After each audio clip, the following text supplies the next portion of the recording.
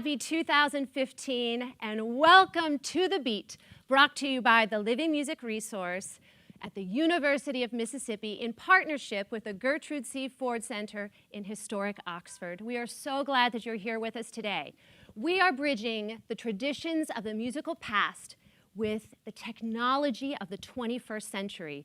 We want to interact with you. We want to know what you think, what questions you want answered. We're here to take you on a musical research revolution. Wonderful.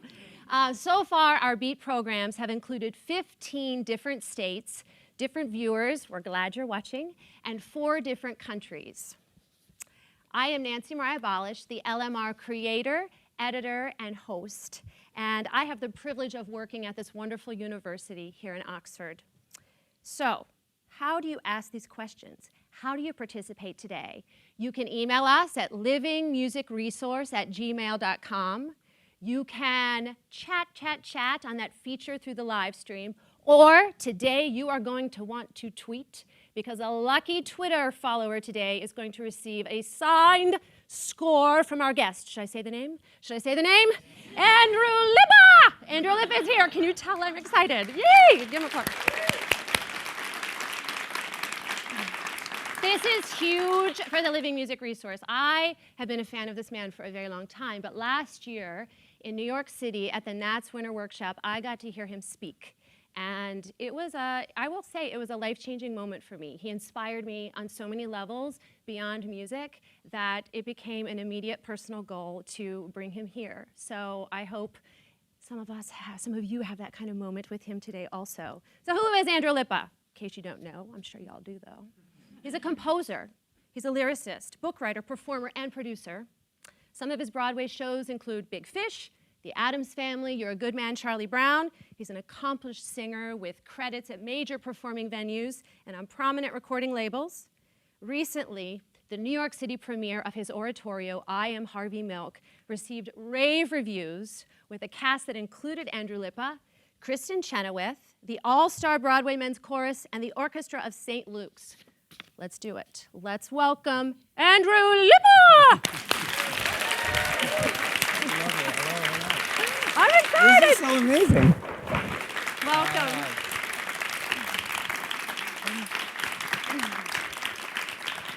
Can I start before you Please, ask me any questions? please. First of all, my mother's name is Naomi, Naomi Lippa. So for those of you watching this and you want to go on Facebook and tell her how fabulous she is, she would love to hear from you.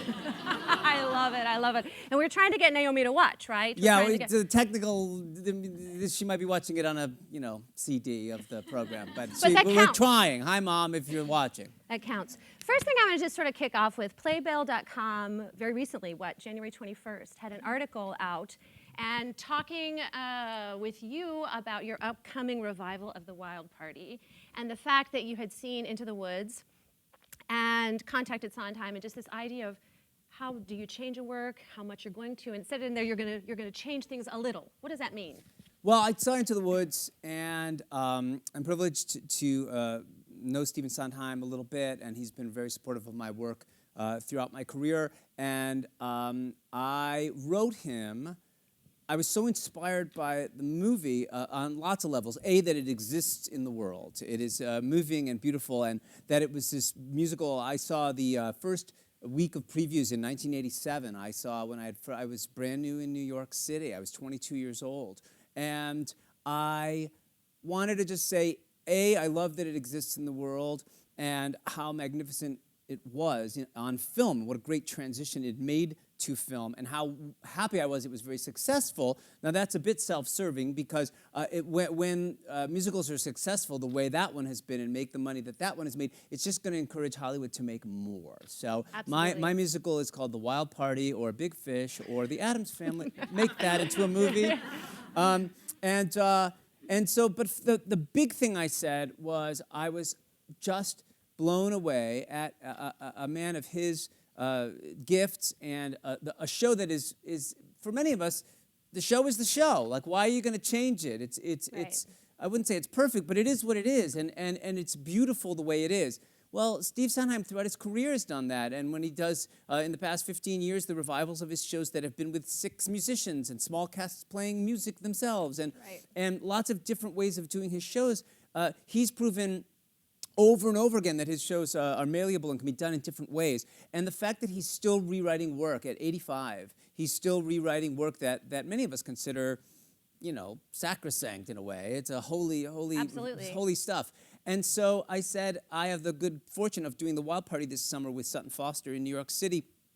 And I was planning, before seeing Into the Woods, on rewriting it a little bit. And after seeing Into the Woods, I said to him, I'm planning on rewriting it a lot. And thank you for your encouragement and your support and your constant guide.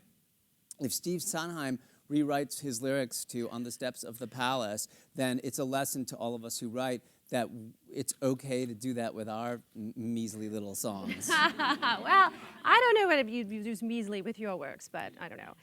John here in Oxford had a question sort of tied to this in a way. What happened to some of the songs in the Addams Family from the Broadway version to the tour?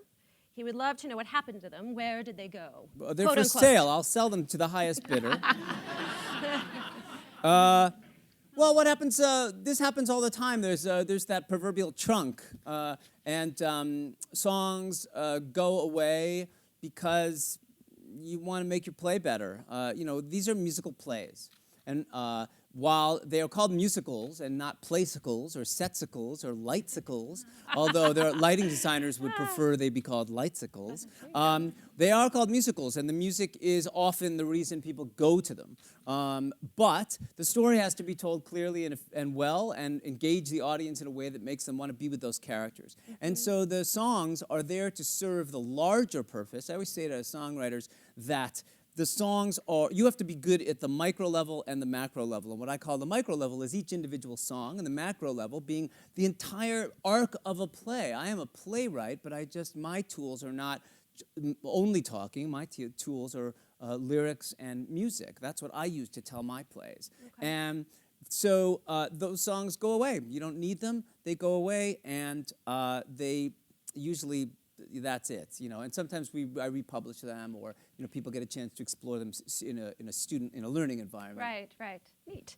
Something I know. Earlier today we met with Andrew a bit with a smaller crowd, and you talked a bit about what drew you to music and some of the mentors in your life. Can you talk about that a bit? What brought you to composing? What brought you on this journey? Well, music. I was singing in the womb. Again, thank you, Mother. And I feel like she's here. Yes, she is. In a way, Naomi. She always is. Yes. And I was very much a musical child. I was precociously musical. I sang all the time. I was always in choir. And started playing the piano late. I was in 8th grade, but I went very quickly and was playing a Beethoven concerto by 11th grade. And then wanted to go to school for music. I went to the University of Michigan, go Blue. And I don't think you heard me. Are we going to do a hottie toddy or something? This is not. I'm not there. Suddenly I realized I'm in Mississippi, and I was in school and I wanted to explore all of the things. I was very lucky. I went to a university that allowed me to explore a whole range of things. I was a voice major, but I also wanted to conduct, and I wanted to learn orchestration, and I started composing, and I wanted to be in musicals. And I studied piano full-time. I was allowed to do it. And I have a degree in music education, but in college, a friend suggested I started writing musicals, and we wrote one. And I found that was a really fulfilling way to pull all of the things I like to do together, because I could be in my own shows, and I could put the music together, and I could record them. And, so I was able to do a lot of the things I enjoyed. I think it's something you mentioned and is key to me is this idea when you're in university to explore so many different components. And I think it's great that you were nurtured in that way to explore so many different ways, and also that you took that initiative. I would encourage any student to really branch out, look for those opportunities to develop. We're also looking for a new answer to Living Music Resource. LMR could be Lippa makes rugelach or something like that. So anybody who has an idea online and you want to send in what Lippa does, is, or thinks about, please go right ahead. And once we get those lyrics, he will write a song. No, he didn't promise that. That came from the management. Wait a minute, come on. All right, a question from Claudia on Facebook. As a composer and performer, which do you feel the most vulnerable in? Is it more nerve-wracking having your compositions heard by a huge audience or having your own voice heard by a huge audience? Fantastic question, Claudia. My experience has been when I am criticized for something I write, I find that I have found that at times incredibly upsetting and overwhelming. Maybe it's because it is fixed. It's something I wrote and then it's fixed, and that's the thing I made. And the process of writing isn't, the vulnerability happens alone. I'm by myself, so I don't frighten myself all that often, and so every once in a while I do. But so being an actor is this bloody wound experience where you're always this open thing, and encouraged to be that. But I find it's interesting, if people don't like my performance as an actor, I think there's something wrong with them. And if they don't like my performance as a writer, I have at times felt there's something wrong with me. And I take this up with my therapist weekly. Interesting. Question from Cody on Facebook. What or who do you find as an inspiration when composing, and how long does it take to typically write something?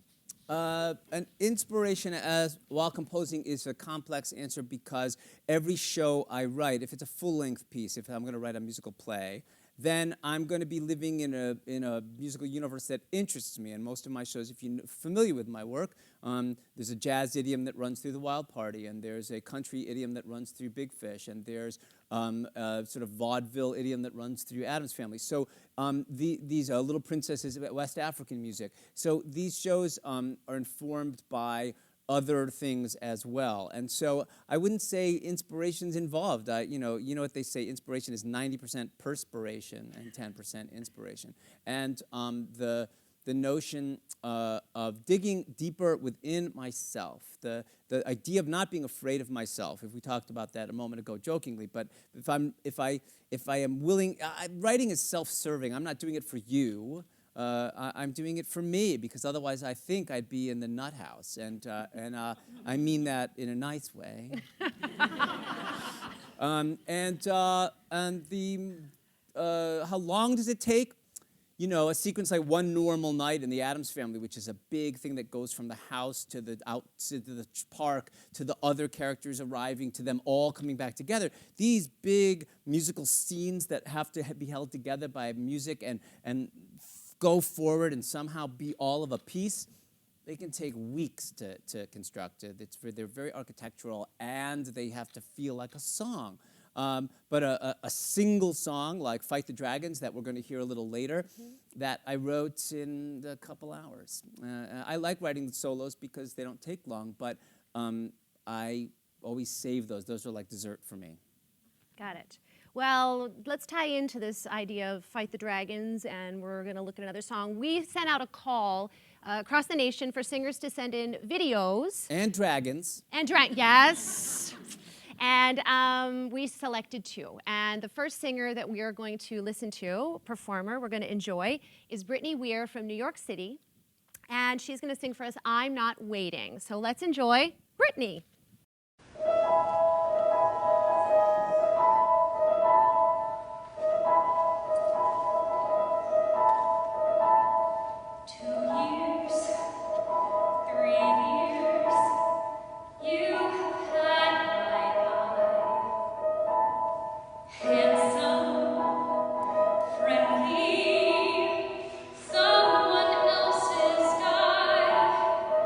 But I'll see you at a party.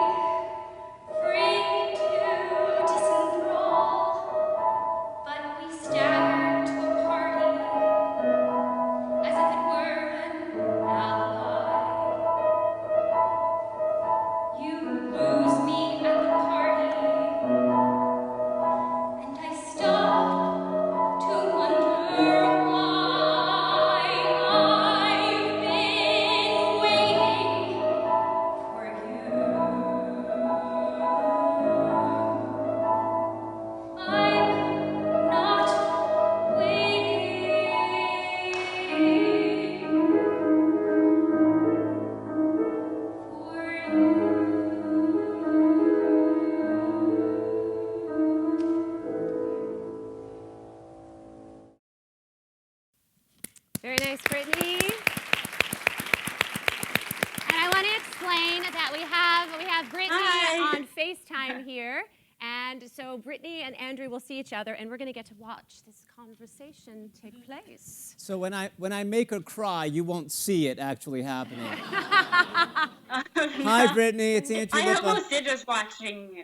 Oh, hello. Okay, that was fantastic. That was one of the best performances of I'm Not Waiting I've ever seen. So I want you to just know Thank that you. from there.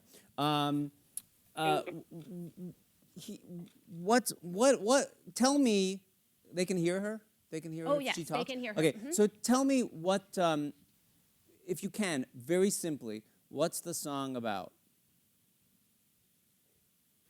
Someone I allowed in my life for way too long. To put it Okay, no. I'm going to say gently. no, that's not the answer, okay? That's not what the song is about. What is the song emotionally about for you? Not about the someone. What is it about for the character?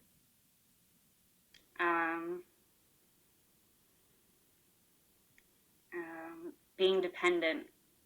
That's getting closer. It is about, and this is what makes me sad that young women can relate to this song so much. And I see so many women your age and so many women in college do this song and are attracted to this song.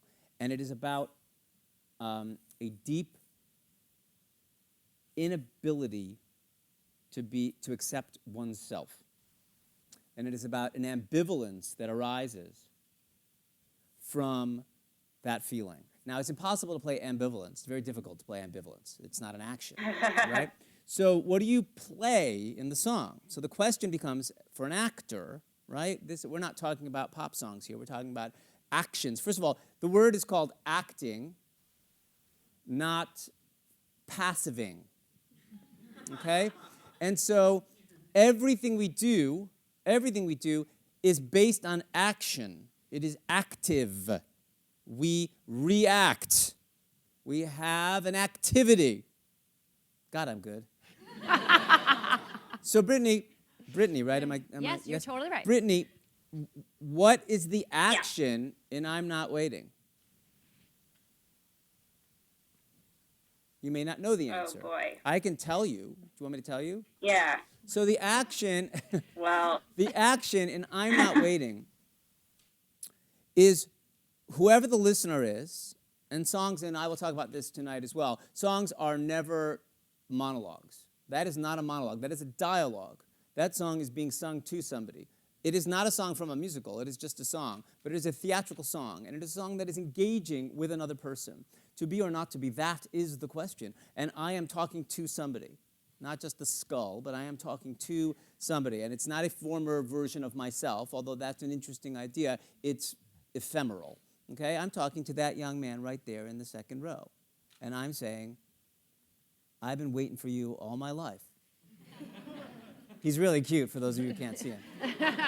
And here, you are singing to somebody, you are singing to this person as if they can hear you. You want them to love you. I want you to love me. 2 years, 3 years, you're the one I've been thinking about. You're so handsome. No, hear me out. You're so handsome. I'm not talking to you. I'm talking to the character. So you're so handsome. You're so clever, and just my luck, you've always been with somebody else. But my habit has been. You know what? It's so weird. I'm just going to tell you. My habit has been to follow you around. I know it sounds kind of stalky, and I see you at parties, and I just kind of wish that you weren't with somebody else. And so if you're ever not with somebody else, But I just want you to know, by the way, here, do you want some Doritos? I just want you to know, by the way, it's not like I'm waiting for you. It's not like I'm expecting anything to happen. So I get it. You've got that other girl, and it's fine. I'm not really waiting. Okay, so peel that crap away, and what am I really saying? I've waited my whole life for you. I never want you to leave me. Love me because no one else will love me. I don't love myself, and no one else will love me. You're it. And I will wait forever and ever for you. This is not happy, and it is not casual. No. And you can't hear this in the studio audience. Somebody just went, And that's a good thing to point out. Because some people made those noises, by the way, while you were singing, when you got to 4 years, 5 years, and finally get that call. You nailed the sarcasm. You nailed it. Because it was like that self-aware, like, I'm going to do this, aren't I? That thing I promised I wasn't going to do, I'm going to pick up the drink. I promised to myself I wouldn't pick up the drink. And the drink is sitting in front of me right now, and I'm going to do it, aren't I? And I make up some stupid excuses about it. And if you were here with me, I wouldn't be talking like this much. I'd ask you to do it again. Yeah. We'd be working through it. And the difference I would hope you would feel is that songs should never be about what they say they're about. Never, never, never. Gray skies are gonna clear up, put on a happy face. I imagine that I've just been let out of Auschwitz when I sing that song. And I say that, it's funny, yes, but it's because joy, like sorrow, happen because or in spite. They are not freestanding things. They are related. They're contextual. So the context of this idea is that if I'm not singing the text, if that's not what I'm acting, sorry, you're singing it, but you're not acting it, you shouldn't be acting the text always. And you probably think, and you would be right, that you did that, and you did do it, but I think you did it to I'll give it a number, 40% level, 50% level. Because when you get to the end of the second chorus, when you sing, I'm not waiting for you, and the music changes and you go, am I fat, am I old? Excuse me, there's a whole note, right? Whole notes are disgusting, right? They're awful for actors. Because in real life, who does this? Who goes, hello? Nobody, right? So it doesn't resemble real life at all. It's artificial. So what's going on during that artifice that makes you go, God, holding up, am I this? Is this the problem? It must be that I have a 70 IQ, and it's because I am from New York City, and I have blonde hair. That must be the reason, right? Is that it? No. Is it because I like spaghetti? Is it because spaghetti? Is it because of the spaghetti I made you last week? Is that it? I like spaghetti. F you, I like spaghetti. Can I say f on this TV show? It's too late now. Oh my God. We've just changed our rating. I'm like Kevin Spacey. And so I would encourage you, and I know we've got limited time, so I'm going to wrap this up, but I would encourage you to go back and look at the other story that you have to write. Andrew Lippa wrote half of the song. That's my job. You write the other half, which is the in spite or because, the why, and the seething, boiling pile of poo that you bring into the room that causes you to have this moment right now. Also, another Lippa law is songs are first-time experiences, always. Even if the song says, for 1,000 times I've done this thing, it's the first time you've said you've done it for 1,000 times, okay? This experience, that I'm not waiting for you, this moment that I've gotten a chance to tell you this stuff, I've not had this chance. This is the moment. I'm going to take advantage of it. And then she completely screws it up. Yeah. And you can do it, because I saw it. She's brilliant. You are so good. I think I'm just talking about stuff to help you get to the next deeper level. So I think you're fantastic. Congratulations, and thank you. Brittany, thank you for being with us, Brittany. And I mean, What a moment for her. This is a big moment. All right, we're going to shift, Brittany. Keep watching, but we're going to shift over to Graham Trout now. Bye, thank you. Bye. Bye. Graham Trout, who's a student at Belmont University in Nashville, and he is going to sing Fight the Dragons from Big Fish. So bring over Mr. Graham for us. And Brittany, you're being replaced. You're being replaced, Brittany. Just temporarily. All right. And let's watch Graham.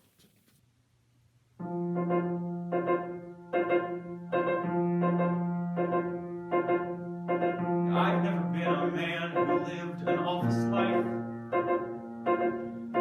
I've never been a man behind a desk. I've always been a man who said that staying still is playing dead. The kind who's looking forward to the challenges ahead. And people say that's irresponsible. And people tell me stay home. But I'm not made for things like mowing lawns or apron strings. I'm my best when not at rest.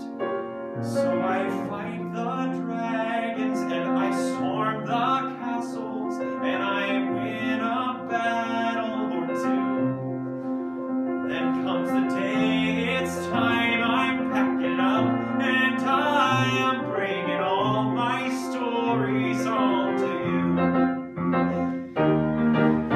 All I can see is miles ahead with miles to go.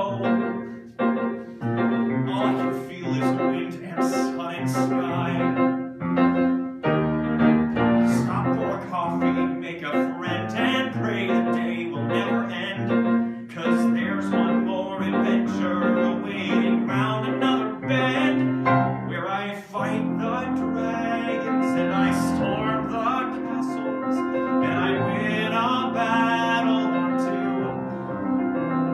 But then a feeling comes like 50,000 drums all banging, bring my stories home to you. And I wonder as I wander on the road from door to door, exactly what you think of where I've been. And do you know I joined the circus? I met a mermaid, fought a war. Do you know I think of you through thick and thin? Because even though I'm making deals and bringing people joy, I'm usually only thinking of my boy. Out there on the road I pray you'll come to me one day and say, let's fight the dragons and then storm the castles and we'll win what needs to be won. So when I'm old and tired, you'll do the job required. You'll be there telling stories to your son. And then we'll fight the dragons and then storm the castles. And I'll do the best that I can. But everybody knows that's how the story goes. To turn each boy into a bigger man. So I'll fight the dragons till you can.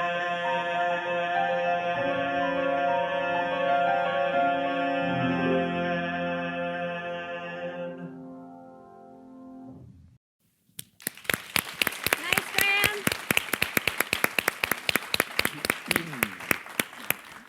Well, first of all, Graham Trout is a perfect name for Big Fish. Exactly. Is Works it really well. trout, like the fish? Yes. Yeah, Exactly okay, like so it. come on, you got to do the show. My original last name was Whitefish. No. Oh, I was like, wait. there you go. The difference between jokes and lies, a very thin one. So, okay, look, there's a whole bunch of stuff to talk about here, and I wish you were here because we would do it together. One of them has to do with the question I asked Brittany, which is, what's the song about? And I don't want you to answer it just yet. Again, what's the action of the song? That's what I mean. What does the character want in the song? What is the character going after here? And it's very simple. You may not know this because you don't know the play, but the character wants to tell his son that Graham's picture froze and it says reconnecting. So I'm going to keep talking. Keep talking. I'm going to keep talking, and maybe one of our technical experts can figure out how to make this work. The issue for Graham, no, we've lost him. You So keep shall we get talking. him back and we'll talk You about keep something else? talking, and I'll Talk about work Graham? on this. You keep talking. Okay, Okay, get him on the great. phone. Okay, great. just That'll keep be better. talking. So the issue here is the question of what's the song about? The character is singing to his little boy and saying, trying to figure out a way to tell his kid why he goes on the road so much. And that's why he sings this song. He wants to convince his child that it's okay to go away a lot as long as you go on these adventures. And I'm going on these adventures, but ultimately I'm going to bring home some of them to you. I'm going to come home and tell you about them. It's inherent in the song. And so that's one of the things. Oh my God, we're going through technical crazy. This happens on the Ellen Show too. You just don't see He's it. back. Oh, He's there back. he is. He's back. He's back. He's back. So Graham. Technology. So Graham, what I was saying was I wanted to offer you an all expenses paid to Hawaii. I missed the I'm chance. coming. Yeah, and we're all going and we're going to put on a show. Perfect. So ultimately, the first question is, what's the song about? It's about he's singing to his little boy about how he's trying to justify going away in the light of, I go away, but look at all this great stuff I'm going to bring home for you, okay? Yep. And that's an empty argument. This kid would rather yeah. his father be at home. So that's the first thing to think about, because I didn't get that completely in your performance. The second thing, Okay. and this is a big one that actors ask me all the time, which is, has to do with changing notes or riffing, and it also has to do with rhythmic ideas, like how the rhythm happens within the bar lines. And anybody who knows my work and has followed my work and listens to a lot of my shows and understands me contextually will know that I like the accompaniments to be exact, and that I am okay when the vocals move around rhythmically a little bit within the bar lines, as long as they're landing in the right place at the right time, the beginning of phrases and the ends of phrases. But inside, I'm okay if the rhythm is a little different, a tiny bit fudged for the sake of the acting. That's normal. Here's an example where you're singing for the guy who wrote the song, and you changed quite a few notes. You also added some words. There are no ands at the beginning when he goes, people say that's irresponsible. People tell me stay at home. There are no ands on the page. As far as words go, you oughtn't be adding words. You oughtn't be changing words. So don't do that anymore. Second, A nice thumbs up and smile from Graham here. second is the question of note changing and style. Now that's a much richer, deeper conversation. Notes and style, it's impossible for an actor to know when they're singing for the guy who wrote the song, will he like when I change these notes or not? I've heard other people do that, like Life of the Party, where Idina Menzel sings stuff that isn't on the page, and I love every second of what Idina Menzel does. Well, let me tell you this. If you're as good as Idina Menzel, go for it. And if you are singing for the composer, here's a teaching opportunity. So if I were working with you, I'd say, you know what? I don't like that one, but I do like that one, and there's no way for you to know.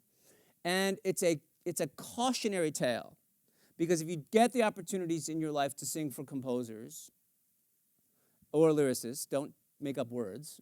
Second, if you are going to sing something that stylistically might want a few ornamentations, shall we say, slightly changed note here and there, stylistically, sure, go for it. But if you sang something of mine from I Am Harvey Milk, which is a much more legitimately composed kind of enterprise, and you start changing notes, and you audition with a song from it in the room, this will be my very unhappy face.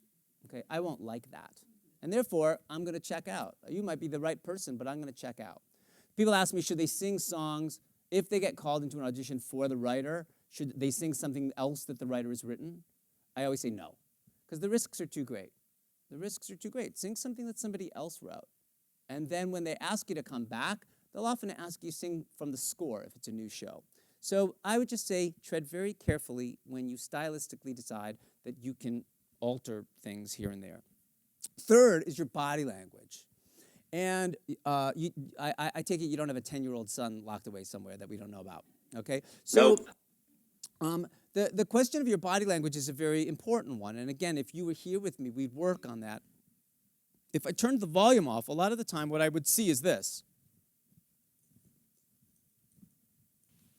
Right? It would feel very Jewish. Yep. And I would, and you're in Nashville, so I know that's impossible. And No. and so I believe this to be true for all actors. I believe it to be true for myself. This is the vulnerability question that I was being asked earlier. This is difficult. Opening up this part of my body, standing in front of people or a camera, even worse at times. This is very vulnerable making, right? And yet, it is what allows us to focus on this. It's a crazy thing, but you have to stop moving around. And you have to decide why you're moving around. And you have to ask yourself the question, if you go back and watch your videotape, why am I moving around? And the reason I mention it is because when you're singing and you do this, what's everybody looking at when I do that? My hand. They're not looking at my face. And we want them looking at our faces, unless it's that moment where I'm going to stab Scarpia in the back because he has imprisoned my boyfriend. Then you don't want anybody looking at your hand on stage, but you want the audience looking at your hand because that's the plot moment, obviously. So I would say those are the things for you to look at. You have a beautiful voice, and you have a great understanding of the song, and I think that you can deepen it by looking at some of those things. Thanks so much, Graham. Thanks so much, Graham. Let's start this. Yeah. What an absolute great opportunity for these singers to get this feedback directly from you. I mean, I would have killed for something like that. I can also lie down. Go for it, yes. You could take a little respite. Fight the dragons. I want to see some of the dance moves you're working on. This would have worked for the song, Storm the Castles.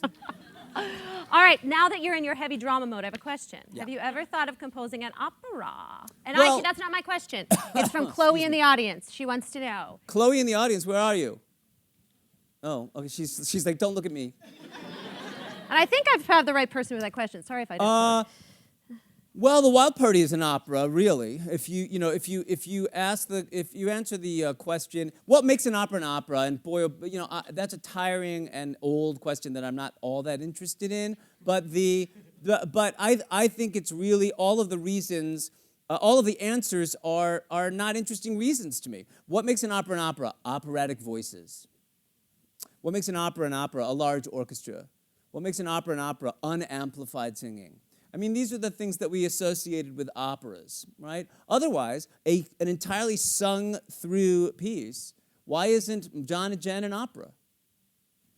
Why isn't it an opera? It was scored for 3 musicians and 2 actors who sing in a style that is not distinctly non-operatic. I think operatic singers would approach The Wild Party very strangely. What is it about her? It's like not suggesting that that's how opera singers sing. That was a gross overgeneralization. But maybe not gross, but it was overgeneralization. An exaggeration from you. It was an exaggeration. Yeah, how odd. But that line is constantly blurred. It was Bridges of Madison County, an opera. Is Light in the Piazza, an opera. Well, there's a lot of talking. Well, there's a lot of talking in The Merry Widow. There's a lot of talking in Die Fledermaus. There's a lot of talking in The Tales of Hoffmann. So it's like, it all starts to become like, it all depends on whatever suits the people who run opera, what they decide opera is. So here's a great little piece of news. This is so absurd. My friend Renee Fleming and I were having dinner the other night after she did The Merry Widow at the Metropolitan Opera House. Boy, did that sound pretentious and awful. No, I love it. Don't we love it? And Renee, I wish I could say that. Renee has been very vocal and supportive of I Am Harvey Milk and believes that pieces like I Am Harvey Milk are in the crack. They sit between two stools, as one says. And it can exist in the opera house. And Renee works in an advisory and artistic capacity at the Chicago Lyric Opera. And we're slowly talking about the notion of, could I Am Harvey Milk, I'm writing a partner piece for it as well, so that it'll be a 2-act piece and be a full-length work. Could that work exist in the opera house? And if the answer is yes, yes, and yes. And I'd love to play the part. Thank you, call me.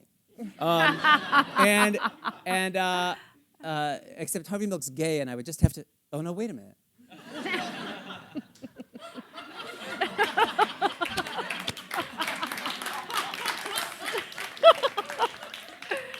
Let's talk a little bit about I Am Harvey Milk, the New York City premiere. You did that with your friend Kristen Chenoweth. Yeah. And actually, I want to bridge that. Can you talk a little bit about your friendship with Kristen and sort of your journey together? So in 1997, we developed the Wild Party at the Eugene O'Neill Theater Center in Connecticut. It's a summer festival that develops new musicals and plays.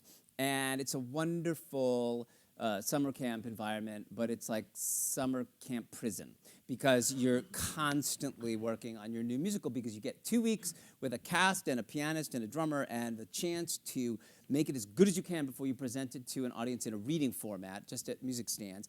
And this is often the opportunity where people from theaters will come, or producers will come, and will decide they want to help you shepherd it to the next level, which is what happened with the Wild Party. And when we were casting it, you usually don't have auditions. You just call people you know. And I didn't know a lot of people in the casting. A friend suggested Christy Dawn Chenoweth. And I said, is she funny? And my friend said, she's funny, trust me. I said, is she good? And he said, she's really, really good. And I said, well, I don't know anything. I don't know who she is, but if you think she's good, fine. It's not that big a part. Let's just have her do it. And so what I didn't know was she, on the other side, when she got called to do it, she says, what else did he write?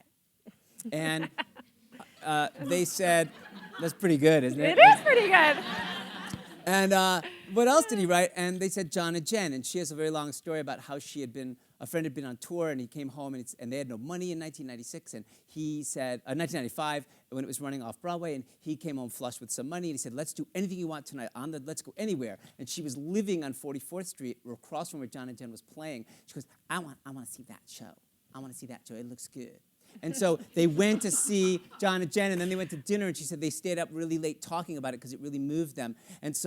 And who knows who sees your show and who's affected by it. And so then 2 years later, she got a call to be in the Wild Party for 2 weeks, and they said he wrote John and Jen. She goes, well, I don't know who he is, and I don't know anything about him, but I'm just going to do it.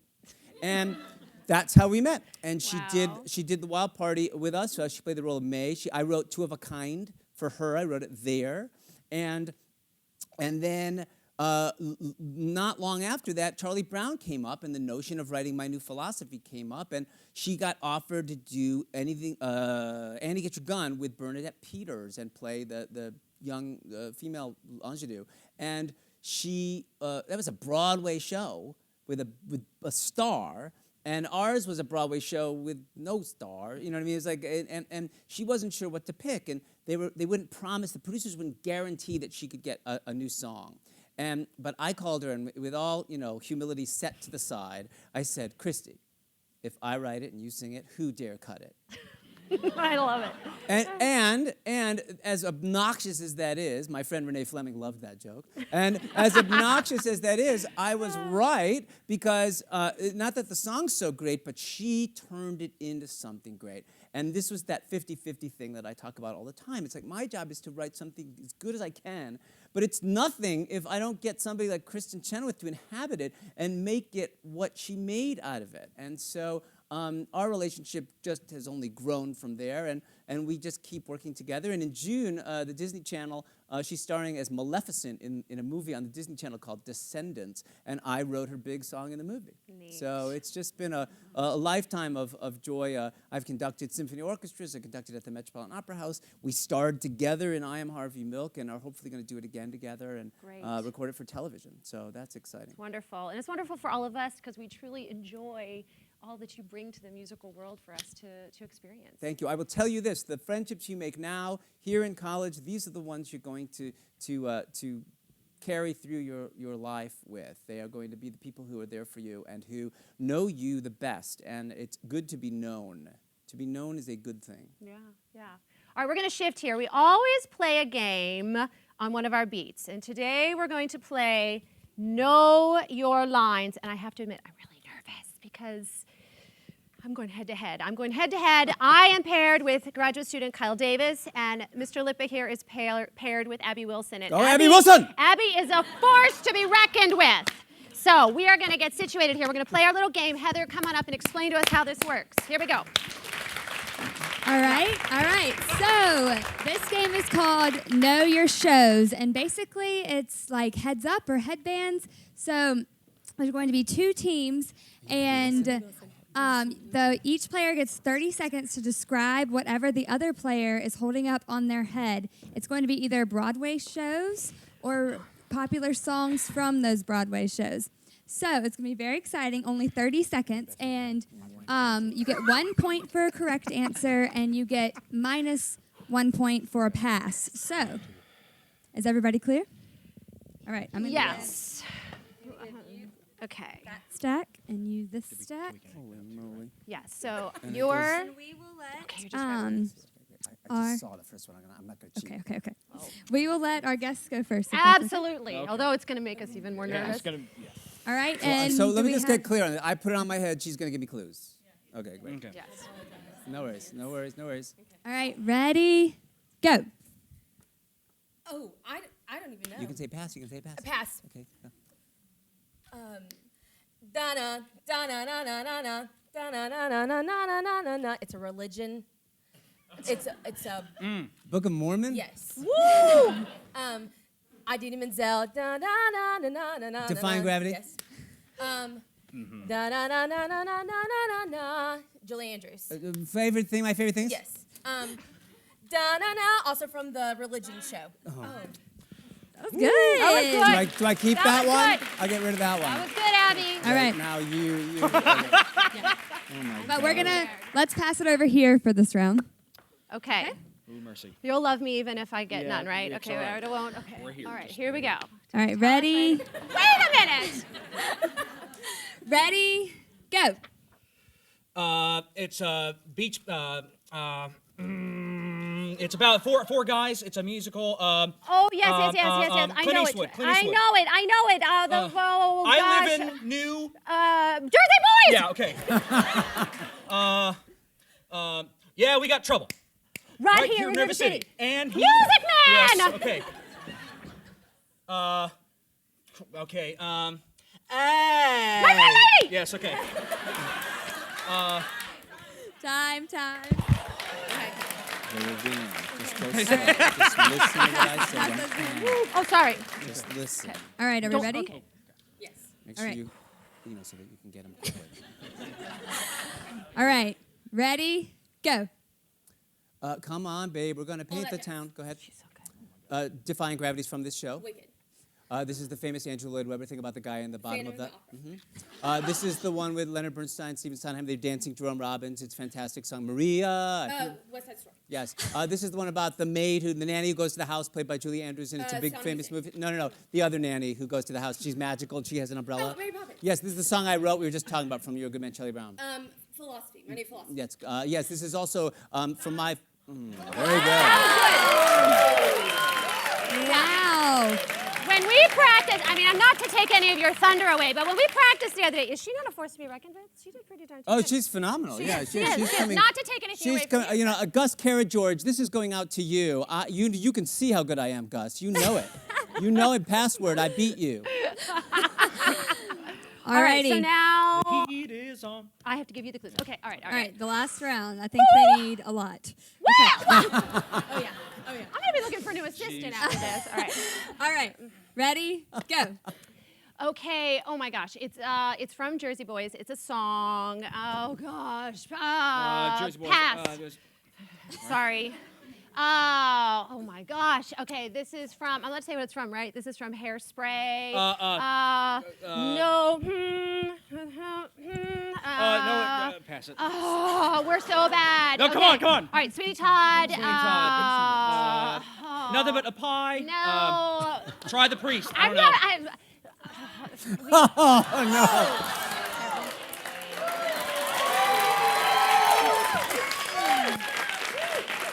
right. assured me. They assured me. I know. They assured me. They got but- really hard No, ones. we didn't. Yeah. I assure you, at the rehearsal, they were like, "It'll be really funny if you don't know them." I didn't hear anybody laughing. Oh, So what was that? heard All a right. person crying. So we really wanted them to win. Yeah. oh, wait a minute. I was Wait. totally, my nose just grew. Oh, okay, So we okay, need to give Pinocchio. presentations Thank here. you. You That get was your, aw- you thank know, there you. are Tonys, there are Oscars. Yes. Oh my God. And the And Tonys go there to are know Andrew your Lippa. shows. Oh This is from the my Abbey. gosh, how So exciting. you have one. I mean, Tonys or something, but these are really. Oh my God, this is like gonna fit in my hand luggage and fit on the plane. fantabulous. Let's give a hand to Abby and Kyle. Oh, Woo! Thank you so much. You help strike this stuff? Yeah, sure. All right. I want to talk with Andrew a little bit more. Andrew, a little bit more. Oh my God. See, you get to know the person a little bit through these games. They make But me you know, the silly, really but- fun way is to go like this. Oh, it's the one from, I believe. This one's the one from, I Could Dance All Night. This one. This is how I entertain myself at home. Oh, you're hilarious. Well, you said you love the Game Show Network, yeah? I love the Game Show Network. People ask me, what's your process? What's your writing process? And I That's always what's say gonna it's be the question. equal parts Game Show Network, eating, walking around doing nothing, sleeping, and sometimes writing. Got it. All right, Katie in the audience wants to know, what is your advice for young performers entering the theater business? Get an accounting degree.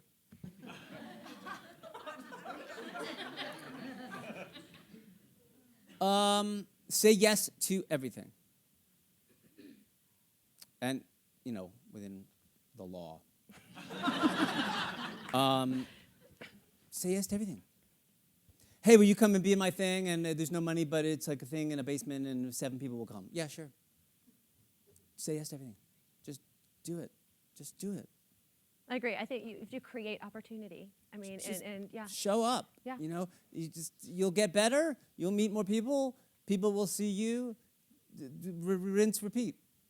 Yeah. That's, And it never that's rains, what but it is. pours. I think you either have nothing or you have lots. And if Yeah. you create that first little thing, That's it correct. That's snowballs and goes. Yeah, agreed. Can you tell us? This is from Twitter. Can you tell us who have been some of your most inspiring artists that you have worked with? Who would you consider those to be?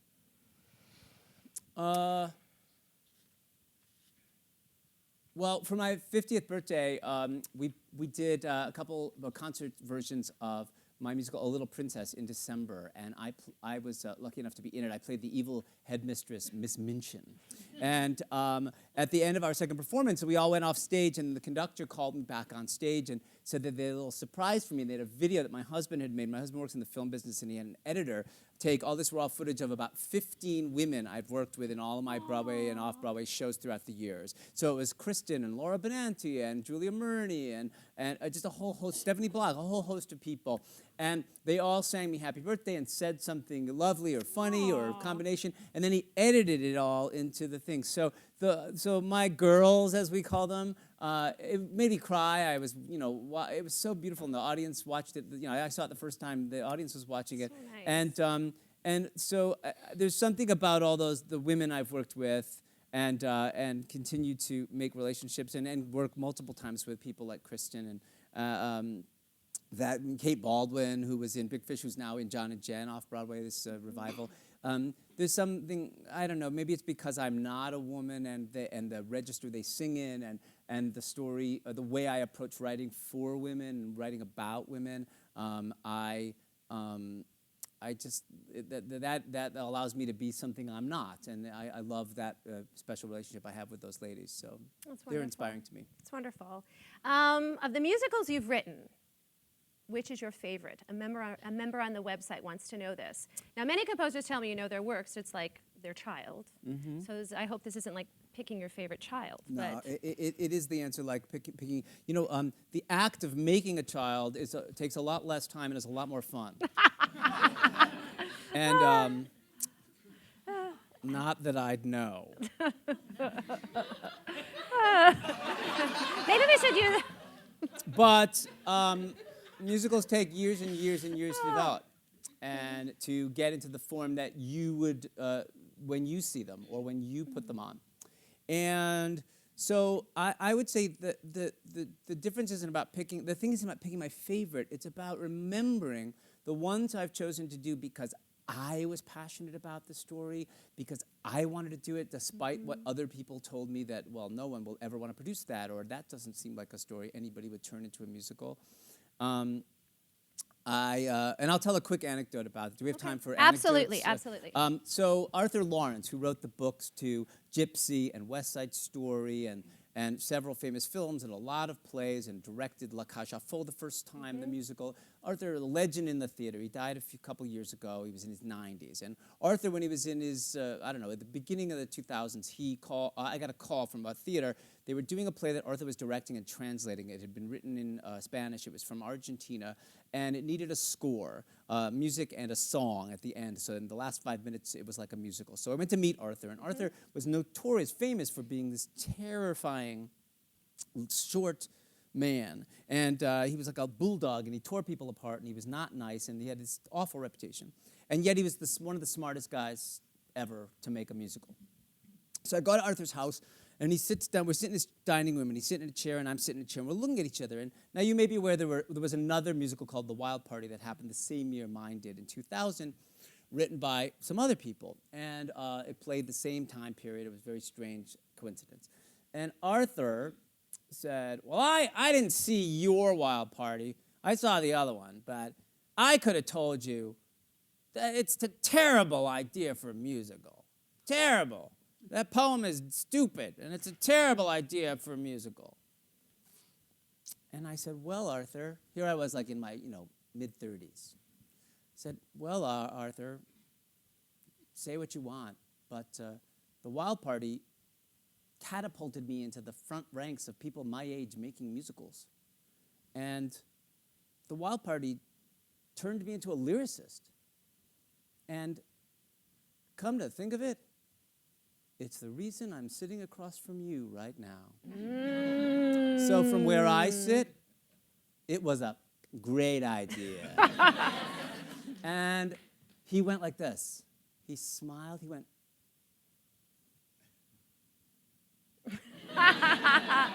And we were great friends until he died.